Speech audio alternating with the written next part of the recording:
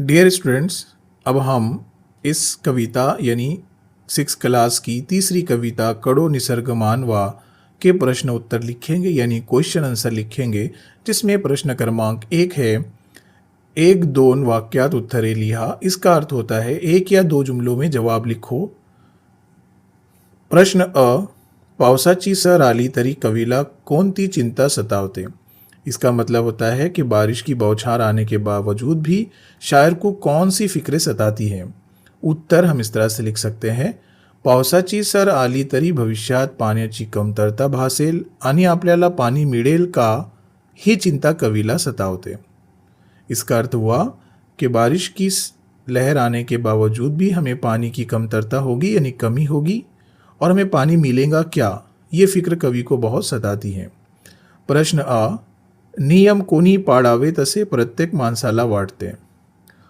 Rules को किसने follow करना चाहिए ऐसे हर इंसान को लगता है। हम उत्तर इस तरह से लिख सकते हैं, निसर्गाचे नियम आणि त्याचे सौंदर्य जपावावे असे प्रत्येक माणसाला वाटते, परंतु प्रत्यक्षात नियम पाळण्याची जबाबदारी इतरांवर टाकली जाते। अब इसमें क्या कह रहे कवि कि जो कुदरत के रूल्स है उसको सौंदर्य खूबसूरती है उसकी हिफाजत हमें करना चाहिए, ऐसे हर इंसान को लगता है, लेकिन हकीकत में वो रूल्स वो दूसरों के पर डालता है, खुद अमल नहीं करता है। प्रश्न क्रमांक ई, विकास साधताना माणसाने कोणती काळजी घेतली नाही। तरक्की के रास्ते पर चलते हुए इंसान ने कौन सा ख्याल नहीं रखा। उत्तर, विकास साधताना माणसाने पर्यावरणाची काळजी घेतली नाही, कारखान्यांचे रसायने पाण्यात सोडून पानी प्रदूषित केले। शॉर्ट में आंसर इस तरह से इसका अर्थ हुआ कि तरक्की के रास्ते पर चलते हुए इंसान ने माहौल की फिक्र नहीं की, कारखाने की जो रसायने हैं केमिकल्स है पानी में छोड़कर पानी को आलूदा कर दिया। उसके बाद बड़ी ई, नदी काठी घाण बघून कवीच्या काय लक्षात येते। नदी के किनारे गंदगी देखकर शायर को क्या लगता है, कवि यानी शायर। उत्तर, नदीकाठी सर्वत्र घाण दिसते, पर्यावरणाचे कोण भान ठेवत नाही, कारखान्यांची रसायने पाण्यात सोडली जातात, यामुळे नदीकाठी घाण वाहू नयेच या काळजी लक्षात येते।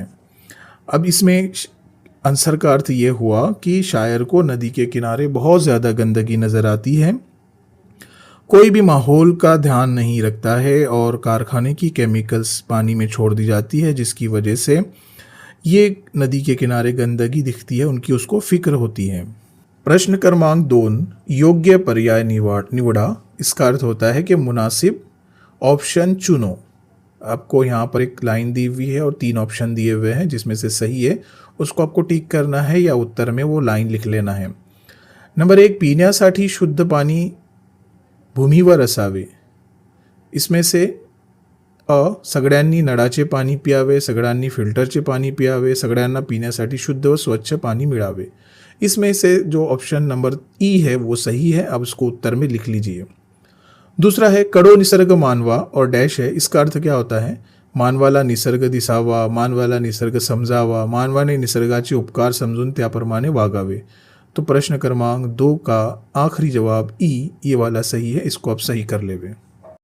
प्रश्न क्रमांक 3, कवितेतून लेखकाने अक्षर सारखे असणाऱ्या शब्दांच्या जोड्या शोधा व लिहा। इसका अर्थ होता है कि नीचे जिस तरह से जुड़े हुए लफ्ज़ आ रहे हैं जिनका आखिरी लफ्ज़ एक जैसा है, जैसे धरनी और पानी, इस तरह के लफ्ज़ जो नज़म में आए हुए हैं वो लिखो। तो आपको नीचे दिए जा रहे हैं, वहाँ से आप लिख लीजिए। प्रश्न क्रमांक 4, खालील ठिकाणी कोणते नियम पाळावे असे तुम्हाला वाटते। इसका अर्थ होता है कि झैल में दिए गए जगहों पर आपको कौन सी उस उसूल पर, रूल्स पर अमल करना चाहिए ऐसा तुमको लगता है। नंबर 1, बस स्थानक। अब बस स्टेशन पर आपको कौन सा रूल यूज़ करना है, स्वच्छता राखावी, आपको क्या करना है, साफ सफाई रखना चाहिए। नंबर 2, रस्त्यावरचा सिग्नल, यहाँ पर आपको क्या ध्यान रखना है, सिग्नलचे पालन करावे, जो सिग्नल के रूल है उस पर अमल करना चाहिए। ई, बागेतून मैदानावर जाताना, जब आप मैदान या बाग से गुजर रहे हैं तब आपको क्या ख्याल रखना चाहिए, किन उसूलों पर अमल करना चाहिए। झाडे फुले तोडू नयेत आणि स्वच्छता राखावी. दरख्त फूल को नहीं तोड़ना चाहिए और साफ सफाई रखना चाहिए. प्रश्न क्रमांक 5, खालील शब्दात लपलेले शब्द शोधा.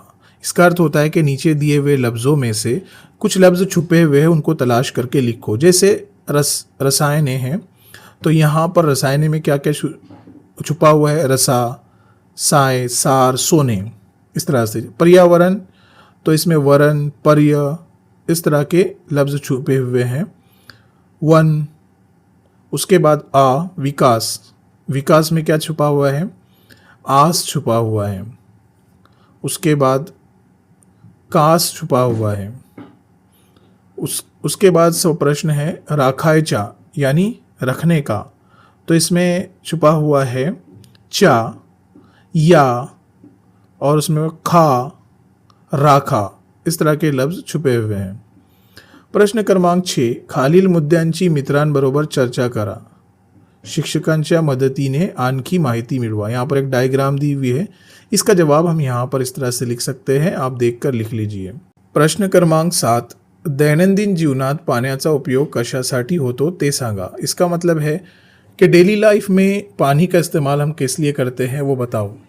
तो हम यहाँ पर 8 लाइन लिखते हैं. दैनंदिन जीवनात पाण्याचा उपयोग खालील कामांसाठी होतो. नंबर 1, पिण्यासाठी शुद्ध पाणी लागते. स्वयंपाक, पीने के लिए, स्वयंपाकासाठी यानी पकाने के लिए. अन्न बनवण्यासाठी पाण्याचा उपयोग होतो. खाना बनाने के लिए पानी का इस्तेमाल होता है. आंघोळीसाठी यानी नहाने के लिए. शरीर स्वच्छ ठेवण्यासाठी पानी लागते. जिस्म को साफ सुथरा रखने के लिए हमें पानी लगता है. धुने, भांडी, कपड़े धुण्यासाठी पानी लागते. और कपड़े धोने के लिए, बर्तन धोने के लिए हमें पानी लगता है. घराची स्वच्छता और घर की साफ सफाई के लिए मजला, आंगण, शौचालय साफ करण्यासाठी पानी लागते. ये सब करने के लिए हमें पानी लगता है.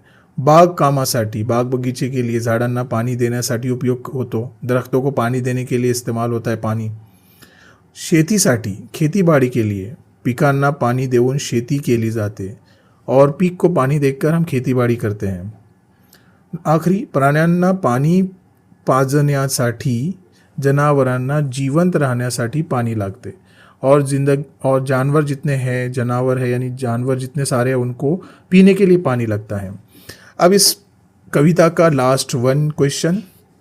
प्रश्न क्रमांक 8, पाण्याचा योग्य वापर कसा करावा यासाठी तुम्ही कोणते उपाय सुचवाल. पानी का सही इस्तेमाल करना चाहिए, इसके लिए आप कौन से इलाज हमें बताएंगे.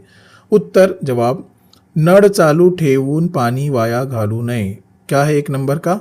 कि पानी शुरू रख के पानी फजूल बर्बाद नहीं करना चाहिए. पीण्यासाठी शुद्ध पानी जपून वापरावे. पीने के लिए साफ सुथरा पानी हिफाजत के साथ इस्तेमाल करना चाहिए. आंघोळीसाठी बदलीचा वापर करावा, शावर नहीं. मतलब ये कि नहाने के लिए हम बादली का इस्तेमाल करें, शावर का पानी इस्तेमाल नहीं करना चाहिए, उससे पानी ज़्यादा जाता है. नंबर 4, धुने भांडी करताना नळ बंद ठेवावा. जब हम बर्तन धो रहे हैं तो नल बंद कर देना चाहिए, ज़रूरत के वक्त इस्तेमाल करना चाहिए. नंबर 5, पावसाचे पानी साठवून त्याचा उपयोग करावा. बारिश का पानी रोक कर उसका इस्तेमाल हमें करना चाहिए. नंबर 6, गळणारे नळ पाइप दुरुस्त करावेत. गलने वाले जो नल है, पाइप है, हमें दुरुस्त करना चाहिए, पानी वेस्ट जाता है.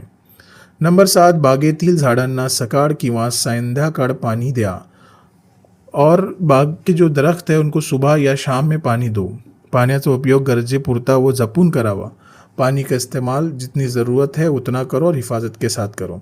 डियर स्टूडेंट्स, मुझे आशा है कि आपको ये पूरा सबक समझ में आ गया होगा. आपने क्वेश्चन आंसर लिख लिए होंगे. अगले जो तमाम चैप्टर्स है उसके क्वेश्चन आंसर एक्सप्लेनेशन के वीडियोस की लिंक डिस्क्रिप्शन में दी हुई है. वहाँ से आप हमारे सभी चैप्टर्स देख सकते हैं, लिख सकते हैं. This is School to You YouTube channel. Update for students and teachers. Please like and subscribe.